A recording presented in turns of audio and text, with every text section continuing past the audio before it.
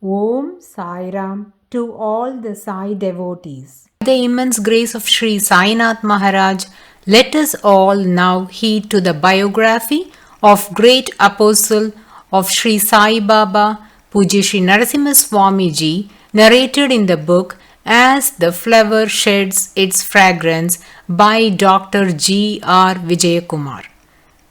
At Sakori, Narasimha Swamiji's meeting Upasani Maharaj and his life at the Sakori ashram formed an important landmark in his spiritual pursuit. Sakori is a small village close to Chitali on the Ahmednagar-Kopargaon railway line, 80 kilometers away from Ahmednagar. Narasimha Swamiji reached Upasani Maharaj's ashram on a fine evening in March 1934. The ashram is adjacent to a burial ground. Upasani Maharaj was conversing with a few of his followers.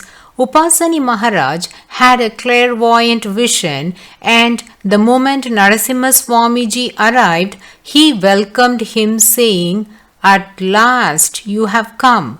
I have been waiting for you for quite some time."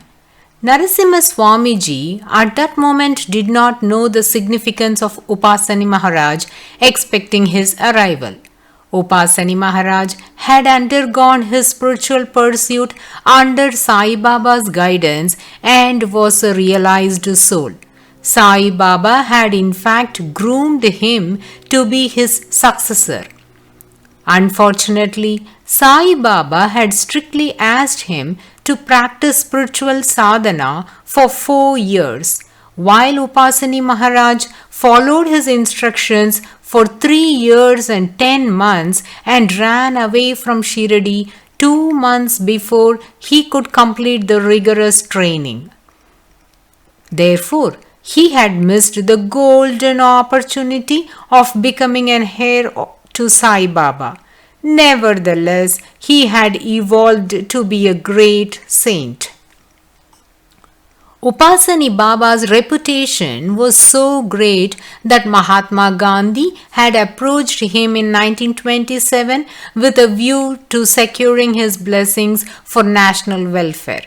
In spite of his greatness, Upasani Baba was in deep crisis at the time, and to help him come out of this situation, Providence had made Narasimha Swamiji reach Sakori at the opportune moment. The exact position was this. In the days of yore, women in Hindu religion had equal rights as men for chanting the Vedas and performing yajnas. Later on, the Hindu fanatics denied this privilege to women. In order to restore these rights to women, Upasani Maharaj undertook a revolutionary step. In order to permit Vedic chanting and perform yajnas, he married 65 virgin girls by holding an idol of Lord Krishna. While Upasani Maharaj was past 60 years of age, all the girls were under 25 years of age. It was indeed a rare and an extraordinary event. Even though it was well intentioned, a good majority of the devotees of Upasani Maharaj considered it as a heinous crime and filed a public interest litigation in the courts of Nagpur and Mumbai. The courts also had taken the subject seriously and had issued summons to Upasani Maharaj to appear before the court. It was feared that any moment Upasani Maharaj could be arrested on charges of practicing polygamy. Upasani Maharaj was searching for a suitable advocate to plead on his behalf in the court of law. Not a single advocate in Maharashtra was prepared to take up his case, as no one endorsed Upasani Baba's action. There was a public outcry against Upasani Maharaj. Upasani Baba's ashram, which used to attract thousands of devotees, had become virtually empty. Upasani Baba's welcome word To Narasimha Swamiji, I am waiting for you meant that Narasimha Swamiji, who had given up his legal profession, should again wear the lawyer's robes and plead for him at Nagpur and Mumbai courts of law. Narasimha Swamiji, who had given up his legal practice in 1925 to become a mendicant, was at first reluctant to again become an advocate. Ultimately, he agreed to Upasani Maharaj's request and prepared himself for a prolonged legal battle. This litigation went on for 30 months. He had to travel to Mumbai, Nagpur, Ajmer and other places to examine witnesses. There were 265 witnesses. Ultimately, both at Nagpur and Mumbai, the courts dismissed the petitions after acquitting Upasani Maharaj as not guilty. While attending to the litigation work of Upasani Maharaj at Mumbai and Nagpur, Narasimha Swamiji had a dose of pilgrimage too. Having heard about Saint Tajuddin Baba as a perfect master, he visited his Samadhi shrine at Nagpur. Similarly, he undertook a pilgrimage to the Khwaja Moinuddin Christi Sharif's Dargah at Ajmer. At Pushkar in Rajasthan, he paid his obeisance to Lord Brahma, seeking his intervention in his quest for a Sadguru. He had a providential escape from the jaws of a crocodile while bathing at Pushkar Tirth. A timely shot from the rifle of a Sardarji killed the crocodile and Narasimha Swamiji's life was saved. The wound inflicted was quite grave and Narasimha Swamiji's right leg was in bandage for months together and even after the wounds healed. He used to limp for years.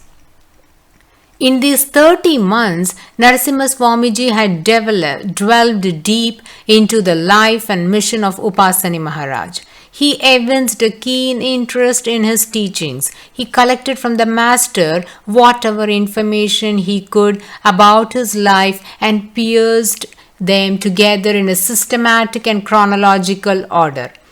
With the help of Sri Kakade and Sri Chitnis, two intimate devotees of Upasani Maharaj, he compiled Upasani Baba's life and teachings and published a book, The Sage of Sakori, in August 1936.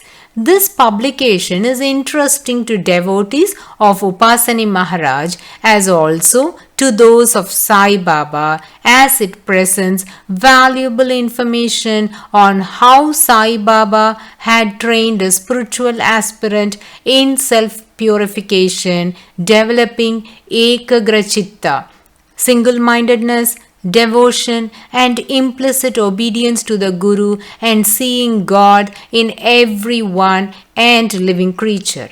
The teachings of Upasani Baba incorporated in this book are of practical value to aspirants. The Sage of Sakori is as self-realization, the first authentic biography of Upasani Maharaj in English. Through this book, he introduced the greatness of Upasani Maharaj to the external world. How much of chastening had Narasimha Swamiji undergone in the hard life he had lived in all these years following the catastrophe in his domestic life, and what spiritual progress he had made by now may be assessed in the following passage taken from page 63 of The Sage of Sakori. While discussing Narasimha Swamiji's bereavements, the following questions were mooted. Why should this happen to him? What is the meaning of life? The following passage contains the answer. God declares that in giving His grace to a devotee, He deprives him of every possession and all attractions, as these hold down the soul to the earth and prevent the upward gaze which dwells upon and absorbs or is absorbed in him.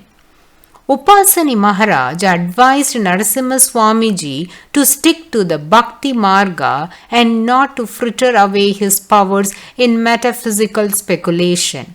He also asked Narasimha Swamiji to develop his knowledge and tendencies through well-recognized methods such as japa, bhajan, parayana, etc. He also enjoined on him the life of an akinchana, a holy ascetic. While practicing his sadhana in accordance with Upasani Maharaj's advice, Narasimha Swamiji was startled to discover that there were elements in Upasani Maharaj's teachings and methods which jarred on him and which went very much against the opinions and expectations which Narasimha Swamiji held about correct religious life. So, Narasimha Swamiji decided to leave Upasani Maharaj's ashram towards the end of August 1936. By now, Narasimha Swamiji may be said to have arrived at the very end of his search. He was like a lost child seeking his parents, going from one teacher to another.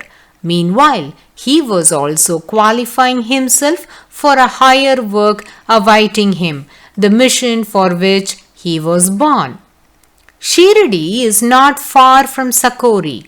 Narasimha Swamiji had heard about Shirdi from Upasani Maharaj and wrote down in the publication, The Sage of Sakori, how much Sai Baba had helped Upasani Maharaj.